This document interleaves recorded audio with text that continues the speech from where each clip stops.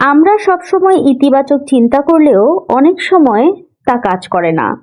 গবেষণায় দেখা গেছে যে আমাদের মস্তিষ্ককে সুখী হওয়ার জন্য প্রশিক্ষণ দেওয়া সম্ভব। এ বিষয়ে কিছু কার্যকর কৌশল আলোচনা করব। 1. যে মানুষ আপনাকে আর গুরুত্ব দিচ্ছে না তার পেছনে পড়ে থাকবেন না। পড়ে থাকা মানে নিজেকে কষ্ট দেয়া। প্রাক্তন সঙ্গীর সোশ্যাল মিডিয়া প্রোফাইল চেক করবেন না। কাউকে জোর করে ধরে রাখা কোনো সমাধান নয়।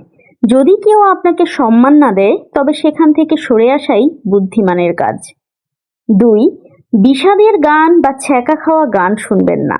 ইতিবাচক গান শুনুন, প্রেরণামূলক বই পড়ুন বা পডকাস্ট দেখুন, অথবা কমেডি নাটক সিনেমা দেখুন।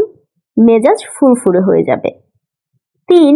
মানুষের সম্পর্কে ইতিবাচক ধারণা রাখুন। কেউ আপনার মেসেজের উত্তর দেয়নি বা ফোন ধরেনি মানেই সে আপনাকে এড়িয়ে চলছে এমনটা ভাবা ভুল। নেতিবাচক চিন্তা আপনার মানসিক চাপ বাড়ায়।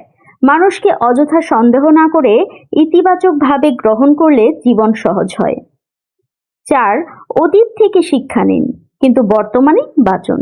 অতীতের ভুল বা কষ্ট নিয়ে সারাক্ষণ পড়ে থাকলে সময় নষ্ট হয়। অতীত কেবল আপনার অভিজ্ঞতার জন্য। বর্তমান মুহূর্তে মনোযোগ দিন এবং জীবনে নতুন কিছু করার জায়গা তৈরি করুন।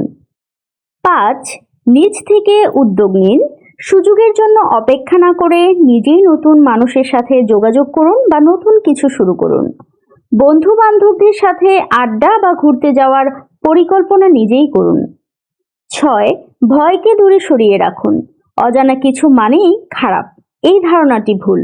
ভয় আমাদের নতুন কিছু করতে বাধা দেয়। নিজেকে প্রশ্ন করুন, যদি নতুন কিছু করার ফলে আমার জীবন আরো সুন্দর হয়? ভয়কে জয় করে এগিয়ে যাওয়াই হলো স্মার্টনেস। 7. প্রতিদিন কৃতজ্ঞতা প্রকাশ করুন।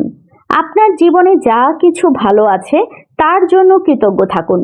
মন খারাপ থাকলে আপনার জীবনের অন্তত 6টি ভালো জিনিসের নাম মনে করুন। এটি আপনার মানসিক ফোকাসকে ইতিবাচক দিকে ঘুরিয়ে দেবে। 8. বাস্তববাদী হন। জীবনকে অযথা প্রত্যাশা আর কাল্পনিক চিন্তা দিয়ে জটিল করবেন না।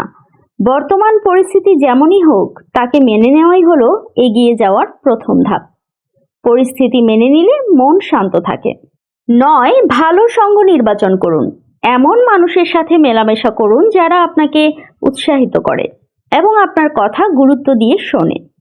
যারা সবসময় নেতিবাচক কথা বলে বা আপনাকে নিচু করে দেখে তাদের এড়িয়ে চলাই ভালো। 10. সঠিক সিদ্ধান্ত নিন। নিজের জীবনের দায়িত্ব নিজেকেই নিতে হবে।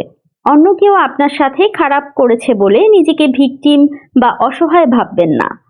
আপনার সুখ এবং মানসিক শান্তি নির্ভর করে আপনি কোন পথে চলবেন এবং কী সিদ্ধান্ত নেবেন তার উপর। নিজের জীবনকে ভালোবাসার মতো করে সাজিয়ে তোলা আপনারই দায়িত্ব। বিরক্তি বা দুঃখ এড়িয়ে সুখে থাকার চাবিকাঠি আপনার সিদ্ধান্তের মধ্যেই লুকিয়ে থাকে। তাই সময় মতো সঠিক সিদ্ধান্ত নিন, এগিয়ে যান।